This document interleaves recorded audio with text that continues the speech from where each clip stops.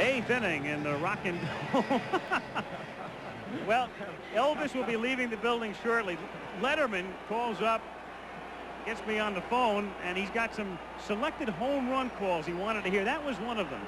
Instead of, it's gone or she's out of here, we're supposed to say when a ball leaves, Elvis will be leaving the building shortly, or Elvis has left the building.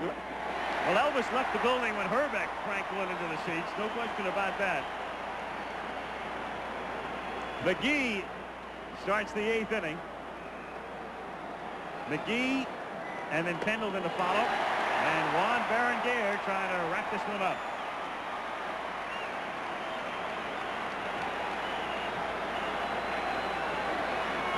Ten to 5.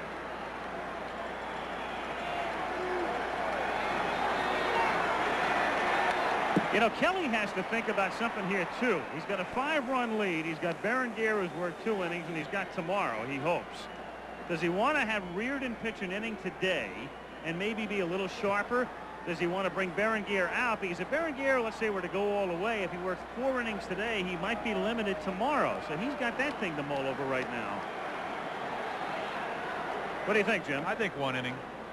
You think 1 inning for Reardon? Yeah, but going back to that story he told us about trying to get that kid in the minor league some innings when the score was 9-0 and when it ended 9-8. He's got to manage for today. But as far part of managing for today is to get Reardon an inning so he'll be sharp. And then you do have Berenguer, who pitched in 4 out of the 5 playoff games. As you look at Jeff Reardon, he's looking down there. Yeah, Either hears us or he's looking for a message. I think he'd like an inning. McGee fouls it back. Remember, he had yesterday off, and there's Viola, who will pitch tomorrow. But Reardon has not worked very much in this series. He did not work in game 1. He worked 1 inning in game 2. He did not pitch in 3. He didn't pitch in 4, and he's getting ready. And he worked a couple of innings, an inning and a fraction in 5. I think you do it as much as you said. You do it as much for Reardon as you do, or Berenguer as much as you do Reardon. You really complement both pitchers. If indeed that's Kelly's idea about bringing Reardon in the 9th inning. 2-2 the count. Well, what's impressed me so much about Juan Berenguer, a couple of tough outings. Everybody kind of blamed Tom Kelly along with Juan for squandering that 1-0 lead. That's pretty easy to do with the 3 runs back in game 3, but he's really adjusted. He's used his breaking pitch, and you learn from your mistakes, and this is one guy that has.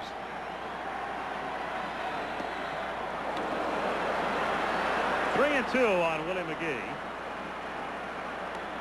Worrell and the good Dr. London, the rest of the Cardinals. I don't think Tom Kelly wants to bring in Reardon by necessity. He would want to bring him in to give him an inning's worth of work. He doesn't want to bring him in to a tight situation. There's a big difference. Exactly. Herbeck. 1 out. Pendleton coming up. Yeah, you asked any reliever, and they want to come in to start the inning if they have a choice. Now, obviously, they don't on many occasions. We mentioned Viola definitely tomorrow. Look, what Whitey said before the game was this. He said, I'm thinking about McGrain, who pitched in game 1. The other day he had mentioned Cox on 2 days rest, but he said, I'm thinking about McGrain. I'm going to talk to Cox. So it will be one of the two. If it's Cox, he's going on 2 days rest as Pendleton hurts himself on that swing. You can tell that Terry is in a little bit of agony. Remember, he's got that rib damage. And so while he shakes it off, the count is 0-1. But Whitey's got McGrain, who has not pitched since game 1, at least started since game 1. And Cox on 2 days rest. Matthews, but Matthews has come out of 2 postseason games with that quadricep injury, so it can't be him. Or it doesn't figure to be. Whitey has said he would be very, very unlikely to get into another ball game. Greg Matthews, that is. So what he does is he starts to look backwards, and optimally for Whitey, he says, let me see. I get 2 or maybe 3 out of Worrell. If Daly can give me 1 or 2, I got to get me somebody to give me 5. That's where the problem arises. Well, on the stat sheet, you know, throughout you go into a major league clubhouse and it has all of the averages of the players. And then there's another category that says others down at the bottom. That's for the players that have been farmed out, brought up, and a conglomerate average for all of those that have been there. Tomorrow, it's others for both teams. Others. All others. Yeah. That's foul back. And it's 2-2. It'd be interesting if they start Joe Magrane. He really did not pitch that poorly. The line score shows that he gave up 4 or 5 runs, but 8 days between starts, not the best circumstances, even though he's thrown on the side, but that's not like pitching in a ball game.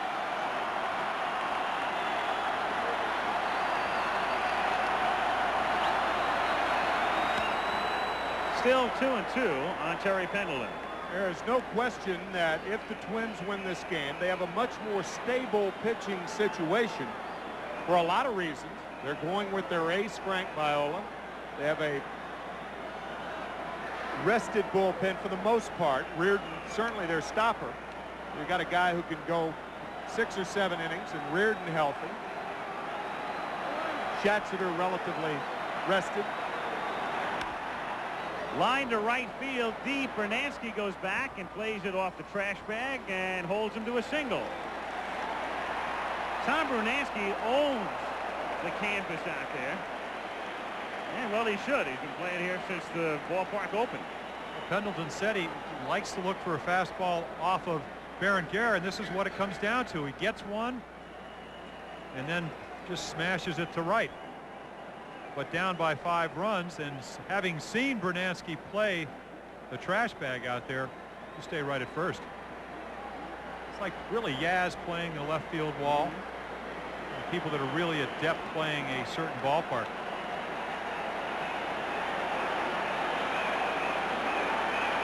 Lindemann, 1-0. There's Reardon now, beginning to throw in the pen. I know one thing about Brunansky. If he ever takes up highlight, I want him in my quinola. 2-0 the count. You imagine someone trying to pick up the game. They've heard all these terms, and now finally you hear about an outfielder playing the trash bag. Yeah, there it is. Make you want to give up the game of baseball. I've heard everything. 3-0. How about Brunansky 30 years from now telling his grandkids nobody could play a trash bag like I did. Dick Such is going to go out to the mound now with a count 3-0. Dick Such is a guy who knows a little bit about pitching. He was a minor league pitcher for the most part, and in one particular season, Dick Such was 0-16, and his earned run average was 2.81. There it is. In 1967, York, Pennsylvania in the Eastern League, he was 0-16 with a 2.81 ERA, and do you know what? He got called up by the parent club at the end of the season. Didn't pitch, though. Only a parent would call you up. Yeah, that parent club was the second edition of the Washington Senators, not the ones that are now the Minnesota Twins, the ones that are now the Texas Rangers. And he said, as Lindemann stands in with a count 3-0, ready to take a pitch here. Such said on the last day of the year, he's 0-15. He has a 1-run lead, 2 out in the 9th inning, and the second baseman made an error to allow 2 runs to score. But you wouldn't be talking about it if he hadn't done that. That's right.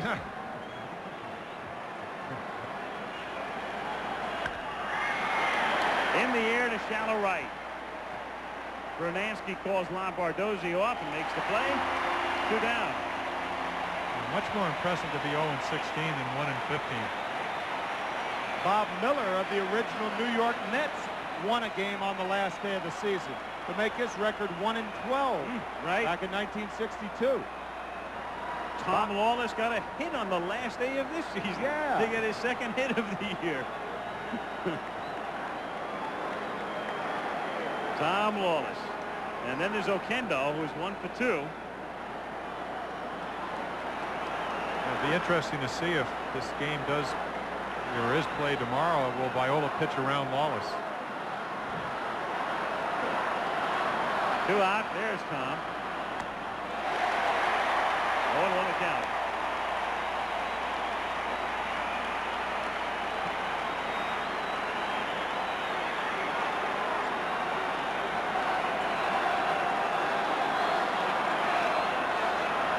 Pendleton goes. It's low, and they just give him second base.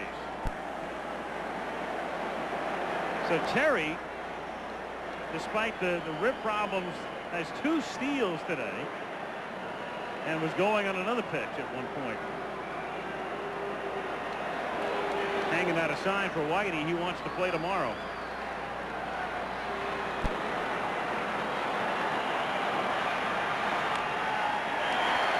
One and two. And he might if a right-hander were pitching. He can throw. He can hit from the left side. But I don't think Whitey wants to match up Viola against Pendleton hitting left-handed.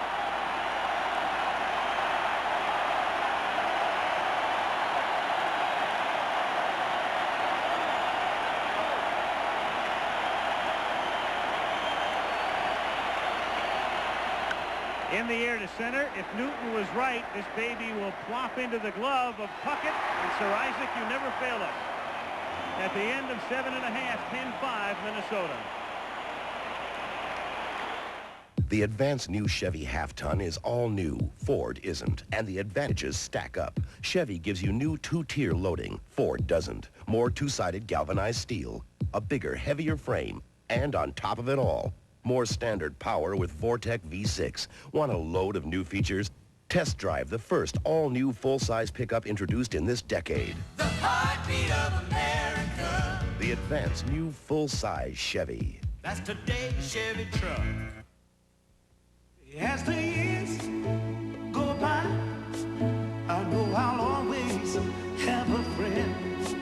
Just as long as you stand by me.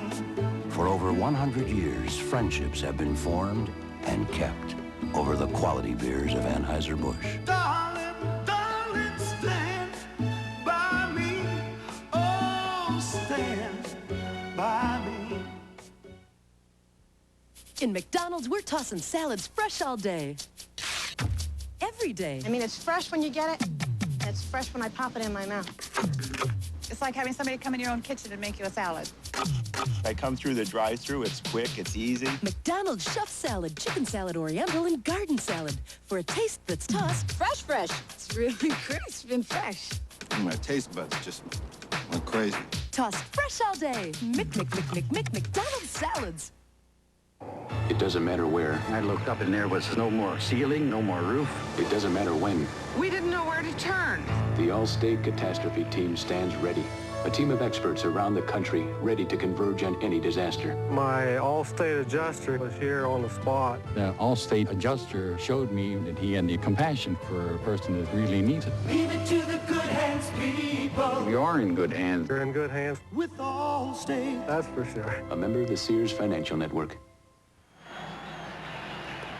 Back in Minnesota, Al Michaels along with Jim Palmer and Tim McCarver, Game 6. First 6 games of series, each won by the home team. Dodgers in 55, they went on to win. Yankees 56, they did. Dodgers 65, they did. And Pirates against Baltimore in 71, James, you were in that series? Yes, I was. We were, well, in fact, the whole team was in the series till Steve Blass came to the mound and beat us 2-1 on the final game of the World Series that year. At Baltimore. Yes. So now Puckett to start things in the bottom of the 8th inning. Gaetti and Baylor to follow. Lee Tunnell in relief. 10-5 Twins. Cardinals in the 9th. As you look at Straker, who started this game for Minnesota, the Cardinals have 8-9-1. Oquendo, Pena, and Coleman.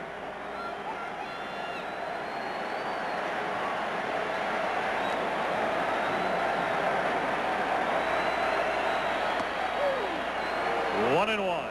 In 1955, when that first happened, that was the game Johnny Padres shut out the Yankees 2-0. And Game 7, at Yankee Stadium. The catch in the 8th inning by Sandy Amoros. Right at the line.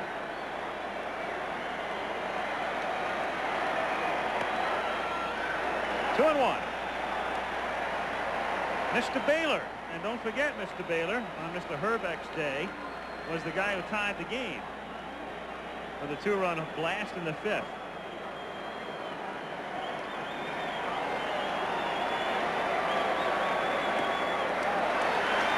Three and one.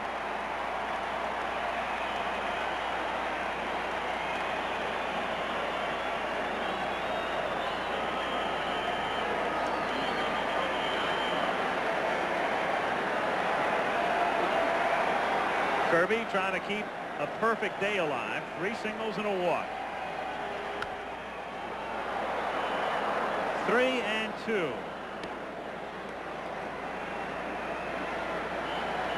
Take a look at some college scores.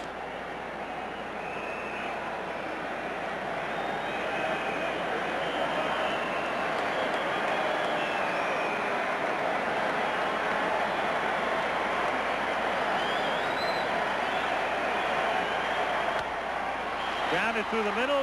Hearn knocks it down, has no play. Carl Pohlad, the owner of the Minnesota Twins,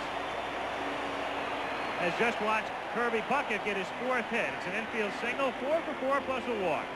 The ball appeared to hit the seam, and we saw the other night the ball on Ken Herbeck that Vince Coleman went to first base. The ball hit the seam to start off that inning for the Cardinals in Game 5. Infield hit for Puckett. Gaetti now. 1-0 the count.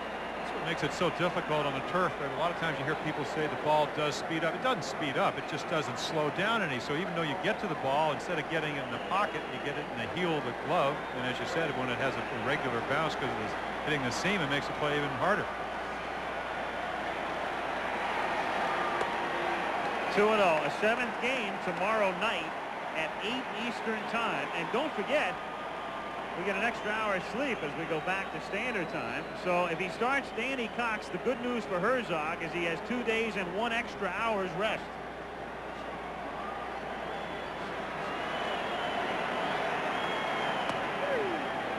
You'll take it where you can find it. That's right.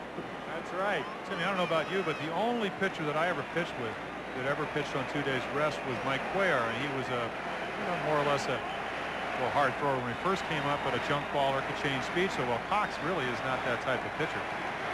I don't think so, even though he doesn't rely on the fastball. Of course, the well-chronicled last 3 weeks of the 1964 season for the Philadelphia Phillies, when Jim Bunning and Chris Short, managed by Gene Mock, went on 2 days rest quite a bit. Gene's still living that down, that season down. And that is a real shame, in my opinion. Oh, yeah. One of a truly terrific manager. To center field, McGee got a late read on it, but now he gauges it. 1 down, and Don Baylor is the batter. You know, an interesting thing, Tim, that you brought up in regard to Mock, and I was thinking of his nephew, Roy Smalley of the Twins. Roy's dad played for about 11 years in the big leagues, and Uncle Gene has not gotten to a World Series. And Roy, as you take a look at Randy Bush coming up to hit for Baylor, Roy Jr. finally makes it into the series this year. So a long, long time for the Smalley clan. And Roy Jr. will be 35 tomorrow. Here's Bush. Randy takes outside, ball 1.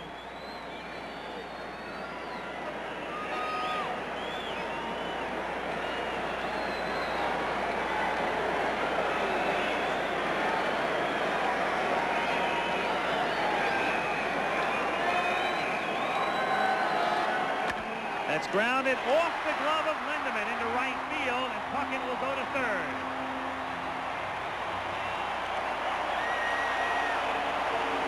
So Randy Bush comes off the bench to put runners at first and third with 1 out and bring up Bernansky.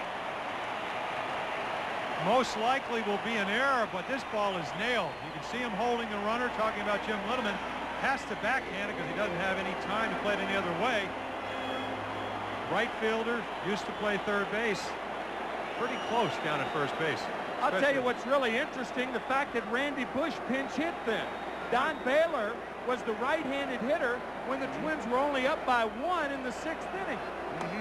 Right. Against a right-hander. But I'll tell you why. Because all year long, everybody's talked about Tom Kelly using everybody. And I think what he wanted to do, even though Baylor with a 2-run home run, he wanted to get him another at-bat in case he has to face Cox tomorrow. Do you think that Tom Kelly knew that Whitey Herzog would walk Baylor anyway?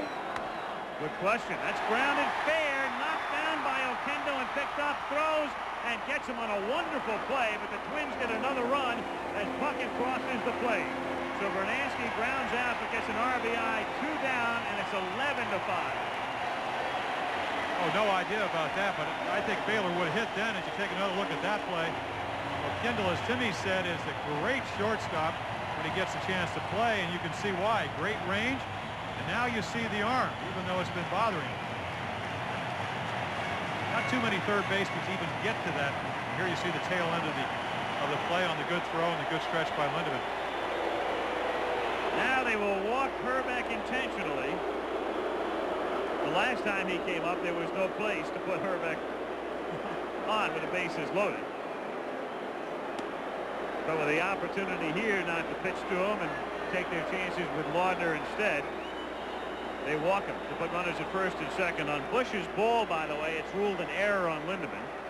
And we can tell you this telecast is presented by authority of Major League Baseball and may not be reproduced or retransmitted in any form without the express written consent of Major League Baseball, including Ken Hrbek's household, where it might be replayed a few times through the years.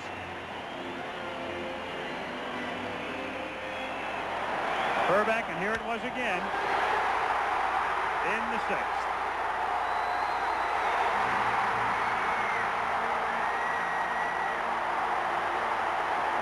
And that made the score 9-5. And right now Hrbek at first with Laudner at the plate and a half swing strike. Bush at second, Hrbek at first, 2 down in the 8th inning. 11-5 Twins.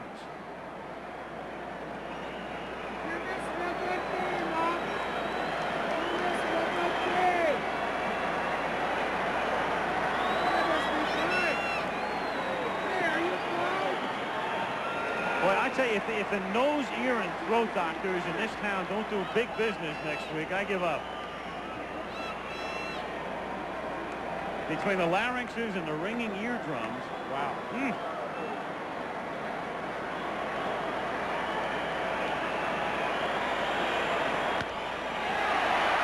Smith to her, but the Twins get another run. It's unearned.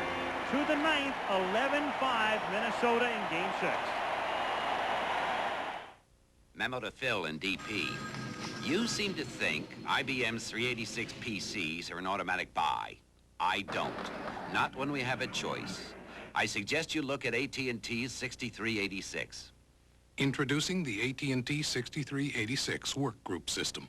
The issue here isn't just computers and software, but it's keeping our options open, now and down the road.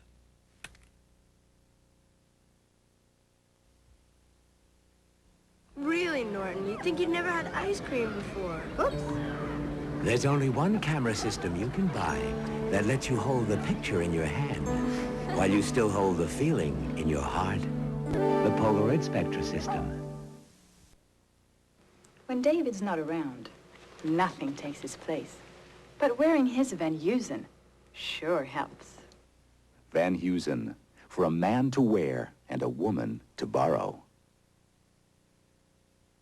You know, Jerry, you're a terrific husband and a super salesman. Hey, Beth, what is this? A financial genius. You're not. Very few of us are. We can help. At New York Life, we have the resources to make the most of your resources. We offer a range of financial opportunities, including mutual funds, universal life, and limited partnerships. Don't settle for less than you deserve. Get the most out of life with New York Life.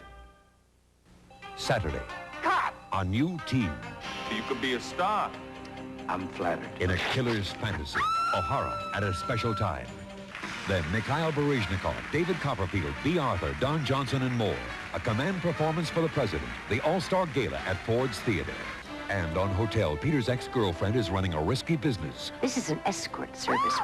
Prostitution, you call that a step up? Hotel, right after O'Hara and the All-Star Gala Saturday. You know what I think's happening these days? The playoffs are so exciting. It takes the World Series a little time to build. And early on in this series, there didn't appear to be that much interest. And then all of a sudden, we're 3 outs away from a 7th game, and it's a very interesting series. With the exception of the series starting here, as a matter of fact, what's a good story? It has a good beginning, middle, and end. This is going to end like it began, very noisily. Huh? Well, I'm sure the Cards don't want that to happen. It's going to end noisily, yes. regardless of whether the Twins win or lose. 9th inning, Jeff Reardon has come in. So Kelly does opt, as we suspected before, to give Reardon an inning, inasmuch as he has not been that active, and he will be fresher in Tom's mind tomorrow if needed. He faces Pena, and the count on Pena is 1-1. Pena, Coleman, and Smith in the 9th. Berenguer worked 3, meaning tomorrow night he probably could get maybe 2 innings out of him. Well, the way he pitched in the playoffs, he might want to get the ball to start.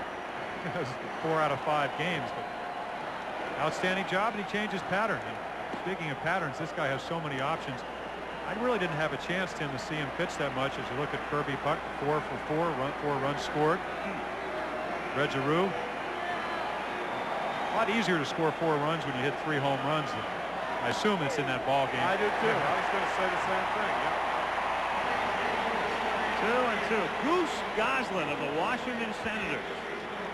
1924. That's the only world championship this franchise has won.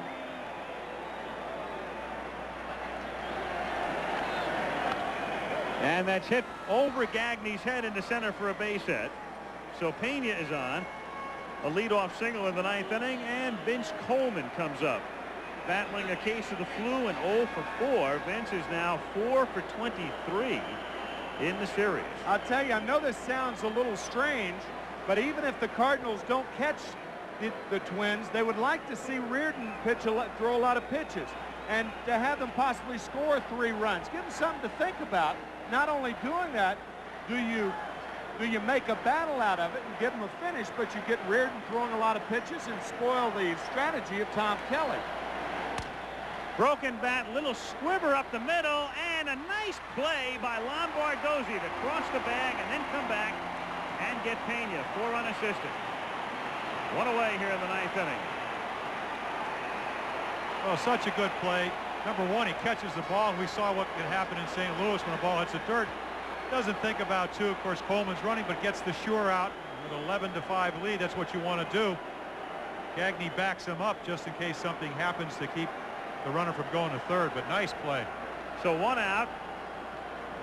And to our crew, our thanks for the job today, led by Kurt Gowdy Jr., our producer, and Craig Janoff, our director. Not only today, but all 6 games. They've been fabulous. Absolutely. Smith hits it in the air to right field, and Brunansky goes back to the base of the fence and has it. Second long out for Ozzie Smith, and the crowd will build. They're an out away from sending it to 7. Here's her.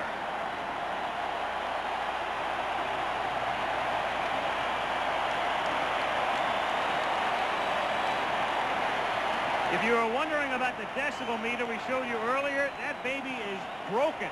Herbeck's home run rendered it inoperative. Gonzo out of here.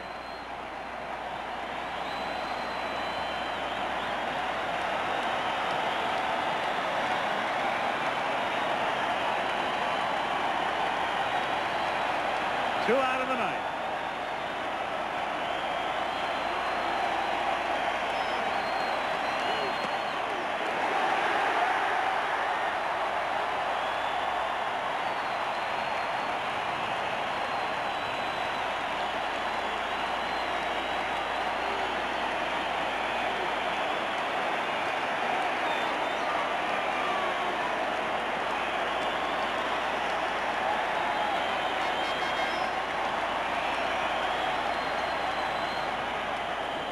1-1 on Tommy Herr.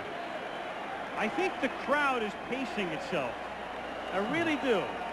Like Reardon. Yeah. They know they've got one more night. So there are little lulls here and there just to rest the vocal cords.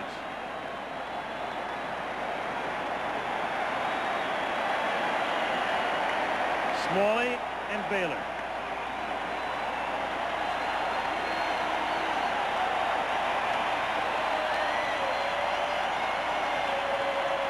Runner goes, and a base hit into right field with Lombardozzi going over to cover second. And that was sort of odd because what they were really doing is letting Coleman have free rein. The throw wasn't going to go through anyway, and then Lombardozzi goes over, and Kelly's angry because if Lombardozzi had stayed where he should have stayed, this game would be over. Certainly he would have had a play, and you're exactly right. With playing behind Vince Coleman, you're going to give him second anyway, and that's the reason that Kelly is upset. Watch Lombardozzi on the top of your screen. You do that out of habit, but a case can be made that the ball game's over had he stayed in his position. Of course, I'd rather have him do it in an 11-5 game and learn from it than have it happen tomorrow night. If it were a close game, though, they'd be holding him on. That's true. But then there'd be a reason to cover. Yeah, right. 0-1 the count on Morris with 2 out and 2 on in the ninth. And Minnesota leading 11-5. And that's the most emotion we've seen from Tom Kelly. And again, that's not putting, it sounds like, or it looks like it may be putting down the second baseman, but he'll learn from it. And I'm sure he'll talk to him, and it's not going to happen again. That's what baseball is all about. Living, learning, failing, succeeding. Runner goes, uncontested steal and a strike, and they give Tommy Herr second base. It's a pretty good idea of why you need to blow out the Cardinals. 0-2.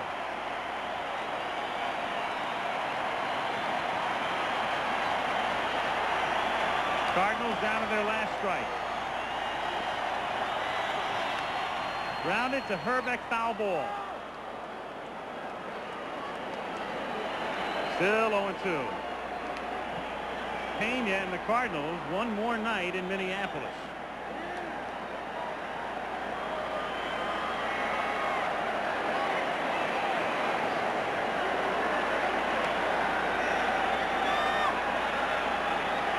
A reminder, those of you on the West Coast, Cal against UCLA college football following. 0-2.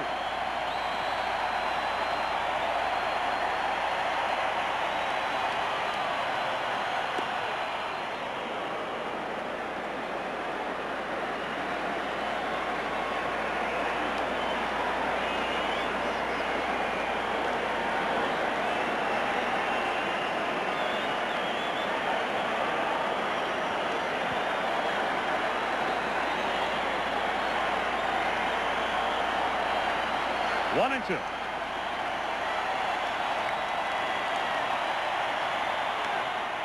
Popped up.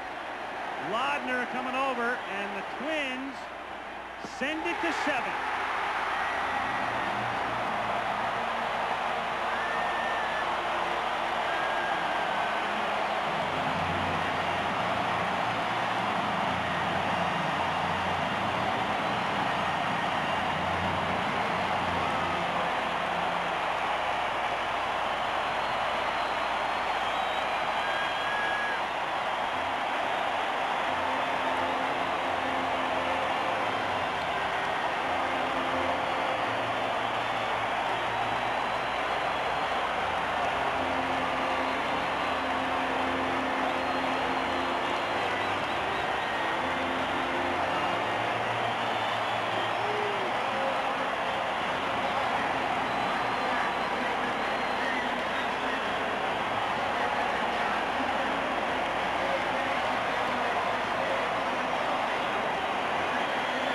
Budweiser play of the game, Ken Herbeck. Ken Daly had come in, game tied. 6th inning. Bases loaded.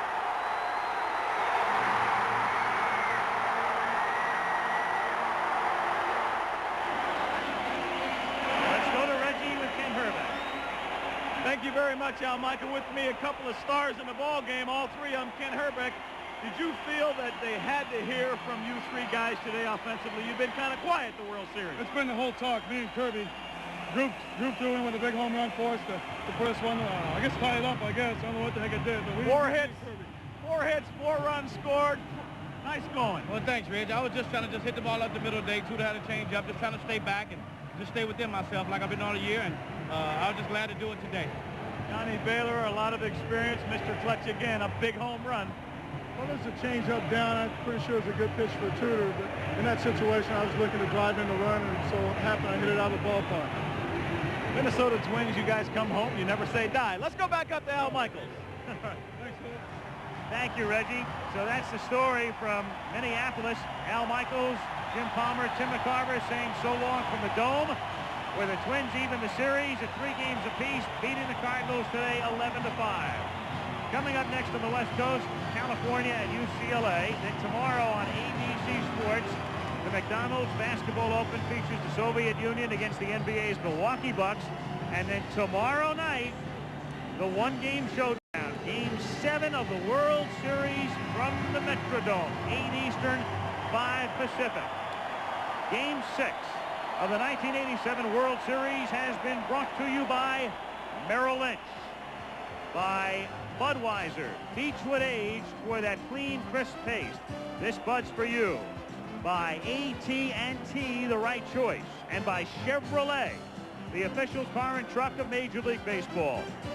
This has been a presentation of ABC Sports, recognized around the world as a leader in sports television. We'll see you tomorrow.